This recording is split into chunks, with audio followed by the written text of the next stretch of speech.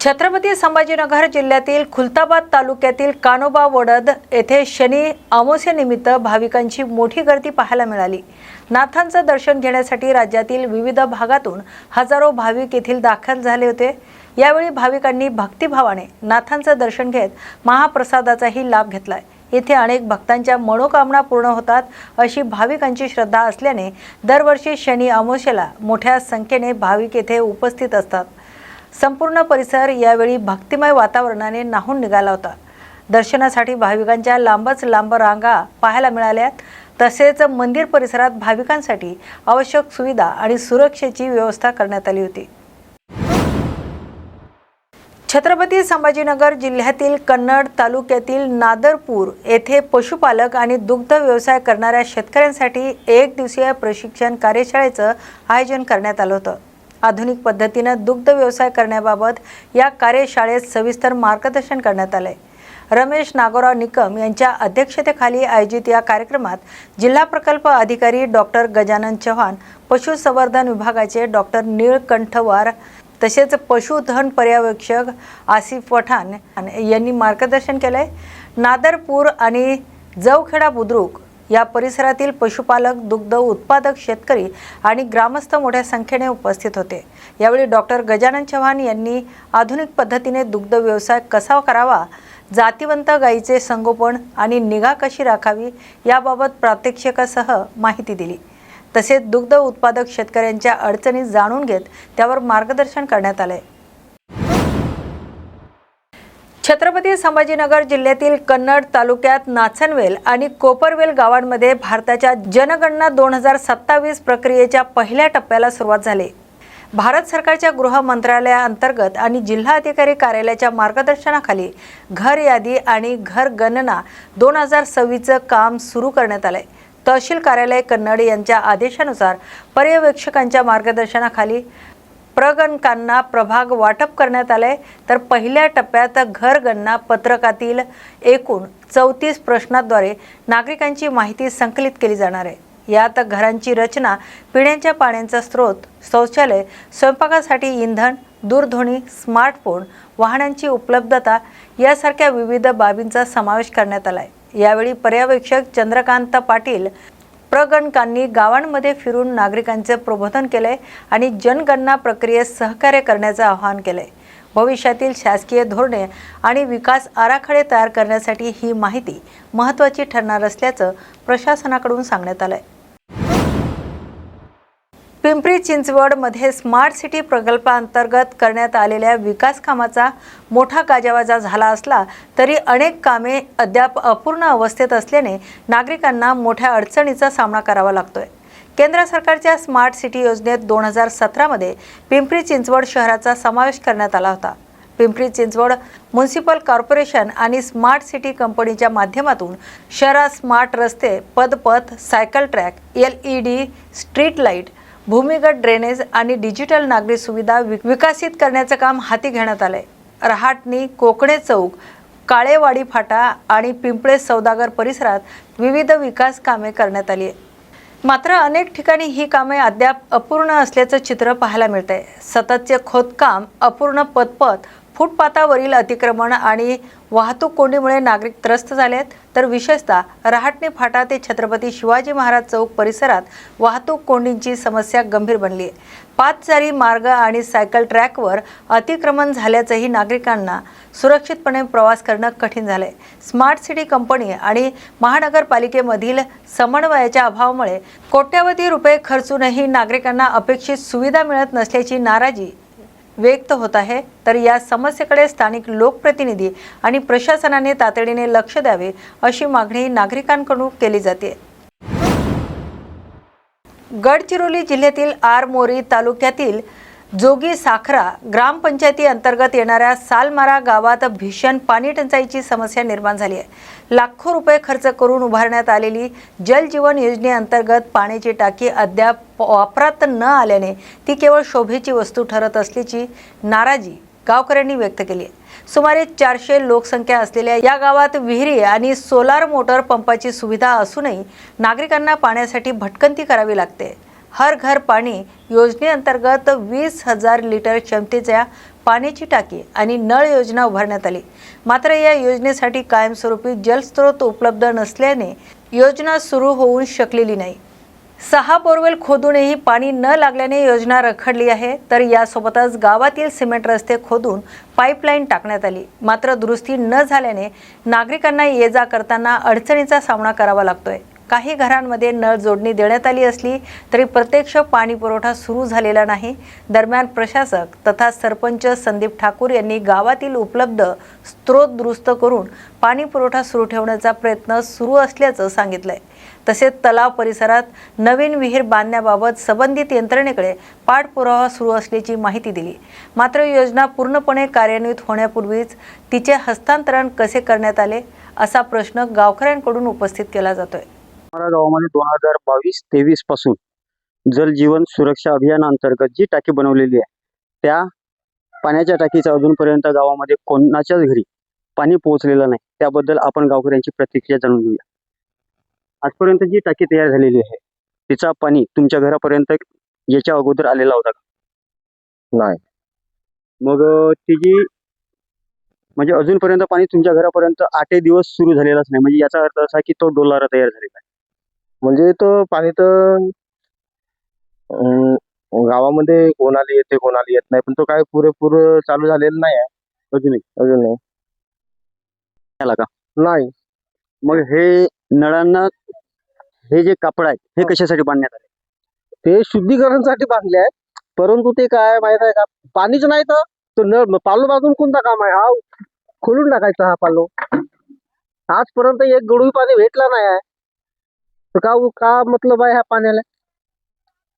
म्हणजे याचा अर्थ असा की घरी पाहुणे आल्यानंतर त्यांना सांगायला बरं वाटते की आमच्या घरी नळ आहे. हा हा हा बरोबर आहे. आणि हो, पण काही नाही काहीतरी करा ना तुम्ही याचा. आजपर्यंत एक लोटा सुद्धा पाणी आलेला नाही आहे. आणि मग कधी ग्रामपंचायतवाल्यांनी किंवा एखाद्या पदाधिकाऱ्यांनी तुमच्या घरी येऊन किंवा ज्यांच्या घरी नळ आहे त्यांची अजूनपर्यंत संमती घेतली नाही की पाणी येत आहे का, विचारणा केली नाही का? त्याला विचारणी केली, पण ते काय त्यानं प्रयत्न केला नळासाठी नाही का, पण बोरलाच पाणी नाही, तर त्यांना तरी का आपण बोलू शकतो? बोरला पाणी नाही म्हणजे जसं तुमच्या गावामध्ये बोर मधूनच येत आहे ना पाणी. म्हणजे कोणती बोर? ढोल्याला पाणी जाते आणि ढोल्यातून इकडे सुटतंय विहिरीतून. पण विहिरीत पाणी नसल्यामुळं ढोल्यात काही पाणी साचून नाही राहिलंय, पण इकडे पाणी येणं बंद झालंय. म्हणजे फक्त ही एक प्रकारे शोभेची वस्तू तयार झालेली आहे. तुमच्या गावात पाण्याची टाकी जेव्हापासून झाली त्या अगोदर सुद्धा पाण्याची टंचाई होती आणि आजच सुद्धा पाण्याची टंचाई आहे, तर याबद्दल तुमचं काय मत? नाही, पाणी नाही येत आहे नळाला. मग पाणी कुठून भरता? विहिरीचा. मग विहिरीला पाणी राहतो का? हो, राहते. बोर मारला ना तेव्हापासून पाणी राहते. हो. नाही तर त्याच्या आधी पाणी नव्हता राहत. हो. म्हणजे एकंदरीत फक्त विहिरीला पाणी आहे आणि तुम्हाला हाताने काढावा लागतो. आणि जवळपास हे नळ फक्त पाहण्यासाठी चांगले दिसतात. हो. आणखी पाणी तर नळाला नाही येत. 1-2 दिवस आला होता, पण पाणी तेव्हापासून नाहीये. शोक्यासाठी शोकेससाठीच नळ आहेत ते. फक्त दाखवासाठी का नळ आहेत घरोघरी असे म्हणून दाखवासाठी आहेत, मग बाकी काही त्याचा वापर नाही. जवळपास गावातील बऱ्याचशा लोकांच्या प्रतिक्रिया जाणून घेतल्यानंतर असं दिसून येते की ही फक्त टाकी पाणी कोणताही जलस्रोत नसताना उभारलेली एक टाकी आहे आणि जवळपास बऱ्याचशा घरांमध्ये आणि या गावामध्ये पाण्याची टंचाई आलेली आहे. तरी सरकारला गावकऱ्यांची एकच विनंती आहे की कोणतीही योजना तयार करत असताना प्रत्येक अशी चौकशी समिती गठीत करावी की जेणेकरून प्रत्येक लोकांपर्यंत तो पाणी पोहोचत आहे का, किंवा एखाद्या योजनेचा प्रत्येक लोकांपर्यंत प्रत्येक नागरिकांपर्यंत लाभ मिळत आहे का, एवढीच गावकऱ्यांची अपेक्षा आहे. रुमदेव सहारे, आरमोरी तालुका प्रतिनिधी, न्यूज मराठी 24/7. बुलढाणा जिल्ह्यातील सिंदखेडराजा तालुक्यातील मलकापूर पांगरा येथे डिझेल घेण्यासाठी गेलेल्या युवकावर मारहाण झाल्याची घटना समोर आली आहे. सध्या खरीप हंगामाच्या पार्श्वभूमीवर डिझेल टंचाई निर्माण झाल्याने शेतकरी आणि ट्रॅक्टर चालकांना रात्री उशिरापर्यंत पेट्रोल पंपावर रांगेत थांबावं लागत आहे. तर मिळालेल्या माहितीनुसार संजय जायभाय हे आपल्या मुलासह डिझेल घेण्यासाठी पेट्रोल पंपावर गेले असता काही युवकांशी त्यांचा वाद झाला. त्यानंतर त्यांना मारहाण करण्यात आल्याचा आरोप आहे. या घटनेत ते जखमी झाल्याचं सांगितलं जाते. दरम्यान घटना घडत असताना पोलीस कर्मचारी घटनास्थळी उपस्थित असल्याचाही आरोप करण्यात येतोय। या प्रकरणाचा व्हिडिओ सोशल मीडियावर व्हायरल होत असून संबंधितांवर कठोर कारवाई करण्याची मागणी नागरिकांकडून करण्यात येते। साहेब इथं हजर असताना जर हे असं उरायलं मग काय करायचं?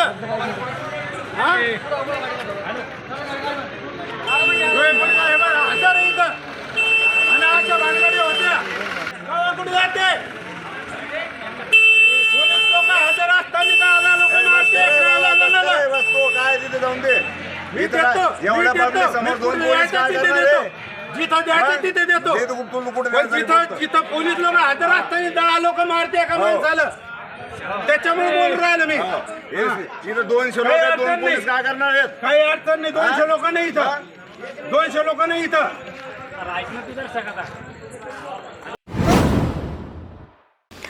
गडचिरोली जिल्ह्यातील सिरोंचा तालुक्यातील अंकिसा गावातील पेट्रोल पंप मागील 6 दिवसापासून बंद असल्याने नागरिक आणि शेतकऱ्यांना मोठ्या अडचणीचा सामना करावा लागतोय।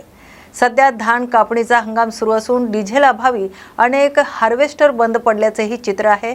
तर पेट्रोल आणि डिझेल मिळत नसल्यामुळे नागरिकांना तेलंगणा आणि छत्तीसगड राज्यात जाऊन इंधन आणावे लागतंय। त्यामुळे शेतकरी आणि वाहन चालकांमध्ये नाराजी व्यक्त केली जाते। दरम्यान संबंधितांशी संपर्क साधला असता तांत्रिक अडचणी तसेच इंडियन ऑइलच्या मुख्य कार्यालयाकडून सुरळीत पुरवठा होत नसल्याची माहिती देण्यात आली। मात्र प्रशासन आणि पेट्रोल पंप व्यवस्थापनाने या प्रश्नाकडे तातडीने लक्ष देऊन पंप लवकर सुरू करावा अशी मागणी स्थानिक नागरिकांकडून करण्यात येते। या बातमीचा आढावा घेतलाय गडचिरोली येथून सिरोंचा प्रतिनिधी देवेंद्र कुमार रंगुवार यांनी। मागील 10 दिवसापासून अंकिसा पेट्रोल पंपमध्ये पेट्रोल मिळत नाही। याचे नेमकं कारण काय कोणाला काही कळलं नाही। संबंधित लोकांना विचारले असता काही तांत्रिक बिघाडमुळे दुसरे काही कारणामुळे पेट्रोल स्टॉक नाही असं म्हणून राहिले। या परिस्थितीमुळे येथील आजूबाजू खेड्यातील लोक अनेक तेलंगणा छत्तीसगड राज्यातून पेट्रोल किंवा डिझेल आणावं लागत आहे। बहुतांश येथील शेतकरी हे आपले हार्वेस्टर असो किंवा नांगरणीसाठी ट्रॅक्टर या सर्व कामकाजासाठी डिझेलची आवश्यकता राहते। अशा वेळी येथे डिझेलची तुटवडा झाली आहे। साधारणतः 10 दिवसापासून पेट्रोल पंपच बंद झाल्यासारखाच आहे। तरी येथील संबंधित प्रशासन किंवा मालक व्यवस्थापन याच्याकडे विशेष लक्ष देऊन लवकरात लवकर पेट्रोल पंप चालू करावे। तसं झाले नसल्यास या पेट्रोल पंपाचा काही उपयोग राहणार नाही। येथील जनतेची समस्या वाढत चालली आहे, पण याच्याकडे विशेष लक्ष देणारे कोणी नाही। तरी प्रशासन किंवा मालक वर्ग याकडे लक्ष देऊन लवकरात लवकर पेट्रोल पंप सुरू करावे अशी येथील जनतेची मागणी झाली आहे। देवेंद्र कुमार रंगुवार, न्यूज 24/7 मराठी, तालुका प्रतिनिधी सिरोंचा, गडचिरोली। नांदेड येथे नीट पेपर फुटी प्रकरणाच्या तपासात सीबीआयने मोठी कारवाई केली आहे। तर शहरातील विद्युतनगर परिसरातील एका कुटुंबाच्या निवासस्थानी सीबीआयच्या पथकाने तब्बल 8 तास चौकशी आणि झाडाझडती केली आहे। या प्रकरणात संबंधितांनी नीट पेपरसाठी मोठी रक्कम दिल्याचा संशय व्यक्त केला जातोय। सीबीआयच्या पथकाने घरातील महत्त्वाची कागदपत्रे आणि अन्य माहितीची तपासणी केली आहे। तसेच संबंधित कुटुंबियाकडे पेपर कोणामार्फत आणि कशा प्रकारे मिळाला याबाबत सखोल चौकशी करण्यात आल्याची माहिती सूत्राकडून समोर येते। लातूरमधील कोचिंग क्लास चालकांच्या चौकशीनंतर सीबीआयचे पथक थेट नांदेडमध्ये दाखल झाले आहेत। दरम्यान संबंधित कुटुंबियांना पुढील चौकशीसाठी पुण्यात हजर राहण्याची सूचना देण्यात आल्याची माहिती मिळते। या संपूर्ण प्रकारामुळे नीट पेपर फुटी तपासाचे धागेदोरे आता मराठवाड्यात अधिक खोलवर पोहोचल्याचे चित्र समोर आले। या बातमीचा आढावा घेतलाय नांदेडवरून आमचे प्रतिनिधी मोहम्मद रफिक यांनी। मराठवाडा हा शिक्षणाचा हब बनलेला आहे। त्यात त्यात नांदेड जिल्हा हा एकमेव शिक्षणासाठी माहेरघर मानलं जातं। या नांदेडमध्ये हजारो विद्यार्थी ग्रामीण भागातून शिक्षण घेत आहेत आणि मागे समजा पेपर नीटचा दिलेला आहे, त्या पेपर फुटी झालेला आहे। त्या पेपर फुटीचं जे लिंक आहे जे वाया लातूर, नांदेड आणि पुणे ह्याकडून लागलेली आहे। कदम कुटुंबीय यांच्या मुलीसाठी हे 5 लाखामध्ये पेपर घेतलेल्या समजते, सूत्राकडून माहिती मिळाली आहे।